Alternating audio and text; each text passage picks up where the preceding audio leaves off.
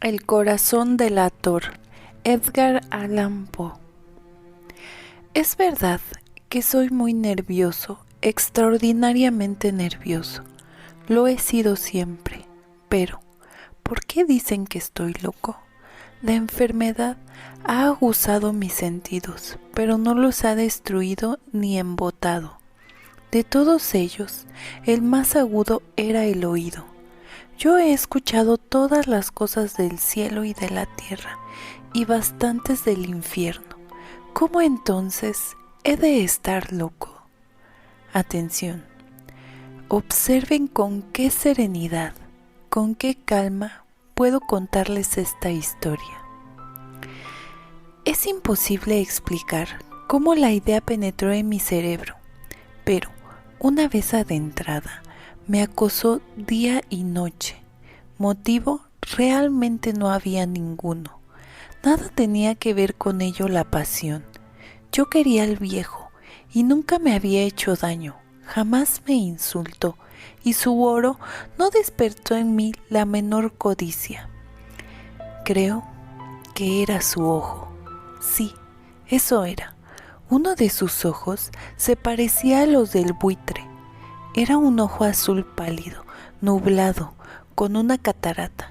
Siempre que caía ese ojo sobre mí, se me helaba mi sangre. Y así, poco a poco, gradualmente, se me metió en el cerebro la idea de matar al anciano y librarme para siempre de este modo de aquella mirada. Ahora viene lo más difícil de explicar. Me creerán un loco. Los locos nada saben de cosa alguna, pero si me hubieran visto, si hubieran visto con qué sabiduría procedí, y con qué precaución y cautela me conduje, con qué disimulo puse manos a la obra. Jamás me manifesté tan amable con él como durante toda la semana que precedió al asesinato. Cada noche, cerca de la medianoche, descorría el pestillo de su puerta y la abría muy suavemente. Y entonces, cuando la había abierto lo suficiente para asomar mi cabeza, adentraba por la abertura una linterna sorda, bien cerrada, para que no se filtrara ninguna claridad. Después metía la cabeza. Oh, se hubieran reído viendo con qué cuidado introducía la cabeza. La movía lentamente, muy lentamente, con miedo de turbar el sueño del anciano. No exagero al decir que, por lo menos, necesitaba 1 hora para poner toda mi cabeza por la abertura y ver al anciano acostado en su cama. ¿Hubiera sido tan prudente un loco? Entonces, una vez que mi cabeza estaba dentro de la habitación, abría con precaución mi linterna. Oh, con qué cuidado, porque los goznes rechinaban un poco. Abría justamente lo necesario para que un rayo casi imperceptible de luz incidiera sobre el ojo de buitre. Hice esto durante 7 noches interminables a medianoche, precisamente. Pero encontraba casi siempre el ojo cerrado, y así fue imposible realizar mi propósito porque no era el viejo el que me molestaba, sino su maldito ojo. Y todas las mañanas, cuando amanecía, entraba osadamente en su cuarto y le hablaba valerosamente, pronunciando su nombre con voz cordial, interesándome por cómo había pasado la noche. Están viendo, pues, que había de ser un hombre muy perspicaz para sospechar que todas las noches, precisamente a las 12, lo observaba durante su sueño. Finalmente, en la 8ª noche, abrí la puerta con mayor precaución que antes. La aguja de un reloj se mueve más deprisa de lo que se movía entonces mi mano. Jamás, como aquella noche, pude darme tanta cuenta de la magnitud de mis facultades, de mi astucia. Apenas podía dominar mi sensación de triunfo. Pensar que estaba allí abriendo la puerta poco a poco y que él ni siquiera soñaba en mis acciones o en mis pensamientos secretos. A esta idea se me escapó una risita y tal vez me oyera, porque se movió de pronto en su lecho como si fuera a despertarse. Tal vez crean ahora que me retiré. Pues no, se equivocan. Su cuarto estaba tan negro como la pez, a causa de lo espesas que eran las tinieblas que envolvían toda la estancia, y es porque las ventanas estaban cerradas cuidadosamente por miedo a los ladrones, y seguro de que él no podía ver la puerta entreabierta, continué empujándola un poco más, siempre un poco más. Había introducido mi cabeza y me disponía a encender la linterna, cuando mi pulgar resbaló sobre el pomo de la puerta y el anciano se incorporó en su lecho preguntando: ¿Quién anda ahí? Permanecí completamente inmóvil y nada dije. Durante toda una hora no moví un solo músculo y en todo ese tiempo no oí que volviera a acostarse. Continuaba sentado en la cama, escuchando exactamente lo mismo que yo había hecho durante noches enteras, oyendo a las arañas de la pared. De pronto, escuché un débil gemido. Se trataba de un lamento de terror mortal, no era un lamento de dolor o de tristeza. Oh no, era el rumor sordo y ahogado que escapa de lo íntimo de un alma sobrecogida por el pavor. Yo ya conocía bien ese murmullo. Muchas noches, precisamente al filo de las 12, cuando todos dormían, irrumpía en mi propio pecho, excavando con su eco horrendo los terrores que me consumían. Sabía lo que estaba sintiendo el viejo y sentía piedad por él, aunque otros sentimientos también llenaran mi corazón. Sabía que él continuaba despierto desde que, habiendo oído el primer rumor, se movió en la cama. Su zozobra había ido siempre en aumento. Procuraba persuadirse de que sus temores eran infundados. Seguramente se había dicho a sí mismo: no es nada, el viento en la chimenea, un ratón que corre por el entarimado, algún insecto. Sí, procuró calmarse con cualquiera de estas hipótesis, pero todo fue inútil, porque la muerte que se aproximaba había pasado ante él con su gran sombra negra y ya envolvía a su víctima, y era la influencia fúnebre de su sombra no vista lo que le hacía sentir, aunque no viera ni escuchara nada, lo que le hacía notar la presencia de mi cabeza en su cuarto. Luego de haber esperado tan largo rato, con toda paciencia, sin oír que se acostara de nuevo, me aventuré a abrir un poco la linterna, pero tampoco como si fuera nada. La abrí cautelosamente, tan furtivamente como no podrán imaginárselo, hasta que, al fin, un único y pálido rayo, como un hilo de telaraña, salió por la ranura y descendió sobre su ojo de buitre. Estaba abierto, enteramente abierto, y al verlo me encolericé. Lo vi con claridad perfecta, todo él, de un azul mate y cubierto por una horrorosa nube que me lava la médula de los huesos, pero no podía ver nada más, ni la cara, ni el cuerpo del anciano, como si no existiera otra cosa que aquel ojo obsesionante. ¿No creen que es una hiperestesia de los sentidos aquello que consideramos locura? Les diré que un rumor sordo, ahogado y continuo llegó a mis oídos, semejante al producido por el tic-tac de un reloj envuelto en algodones. Inmediatamente reconocí ese sonido. Era el corazón del viejo latiendo. Excitó mi furor como el redoble de los tambores excita el valor del soldado.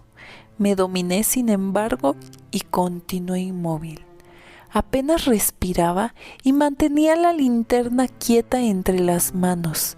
Me esforzaba en conservar el rayo de luz fijo sobre el ojo, y en tanto el palpito infernal del corazón del anciano era cada vez más fuerte, más apresurado, sobre todo más sonoro. El pánico del viejo debía ser tremendo, resonando en ese latir que se volvía cada vez más fuerte, minuto a minuto. Les he dicho que soy nervioso, realmente lo soy, y entonces, en plena noche y del pavoroso silencio de aquella vieja casa, un ruido tan extraño hizo penetrar en mí un terror irresistible. Durante algunos minutos me contuve y quise mantenerme tranquilo, pero la pulsación se hacía cada vez más fuerte, siempre más fuerte. Creí que mi corazón iba a estallar. Una nueva angustia se apoderaba de mí. El ruido, los rumores que iban a producirse podían ser oídos por algún vecino, porque había sonado la hora del viejo. Con un gran alarido, encendí de pronto la linterna y me precipité en la alcoba. El viejo entonces dejó escapar un grito, uno solo. En un momento lo derribé al suelo y eché sobre él todo el peso del hecho, y hasta sonreí entonces, ufano, viendo tan adelantada mi obra. Durante algunos minutos, sin embargo, el corazón latió con un sonido ahogado. A pesar de todo, ya no me atormentaba. No podía oírse nada a través de las paredes, y por fin cesó todo. El viejo estaba muerto. Levanté la cama y examiné el cuerpo. Sí, estaba muerto, muerto como una piedra. Puse mi mano sobre su corazón y estuve así durante algunos minutos, sin advertir latido alguno. Estaba muerto, bien muerto, y en lo sucesivo su ojo no me atormentaría más. Si insisten en considerarme loco, su opinión se desvanecerá cuando les describa las inteligentes precauciones que tomé para esconder al cadáver. Avanzaba la noche y yo trabajaba con prisa, pero con cauteloso silencio. Fui desmembrando el cuerpo. Primero corté la cabeza y después los brazos, luego las piernas. Enseguida arranqué 3 tablas del entarimado y lo coloqué todo debajo del piso de madera. Después volví a poner las tablas con tanta habilidad y destreza que ningún ojo humano, ni siquiera el suyo, hubiera podido descubrir allí nada alarmante.